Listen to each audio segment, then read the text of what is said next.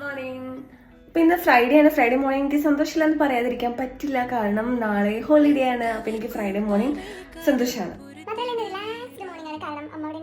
രാവിലെ തന്നെ ഒന്ന് നന്നാവാന്ന് വിചാരിച്ചിട്ട് 2 പേജ് വായിച്ചു. പിന്നെ അത് കഴിഞ്ഞിട്ട് സ്ട്രെച്ചിങ് എക്സസൈസും എൻ്റെ ഡാൻസ് പ്രാക്ടീസും ചെയ്തു. രണ്ടാമത്തെ കപ്പ് ചായ എടുത്തോട്ടെ. ചായ ഞാൻ കുറച്ച് കപ്പ് എന്ന് പറഞ്ഞാൽ അടിയിലൊരു ഇത്തിരി ഉണ്ടാവുള്ളൂ കേട്ടോ, അത്രയ്ക്ക് ഞാൻ കുടിക്കുള്ളൂ.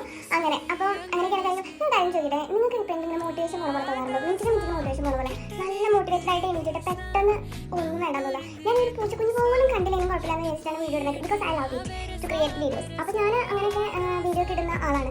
ചില സമയത്തൊന്നും വേണ്ടതൊന്നും വേണ്ട, ആർക്ക് വേണ്ടിയിട്ട് എല്ലാം കളഞ്ഞാലോ ഉപേക്ഷിച്ചാലോ ചുമ്മാ അങ്ങനെ ഇരുന്നാലോ സുഖിച്ചിരുന്നാലോ എന്നൊക്കെ ഇങ്ങനെ തോന്നും. നിങ്ങൾക്ക് അങ്ങനെ തോന്നാറുണ്ടോ? Tell me the truth. ഇന്നത്തെ മോട്ടിവേഷൻ ഒക്കെ കഴിഞ്ഞു. നമുക്കിനി ചില കാണാം.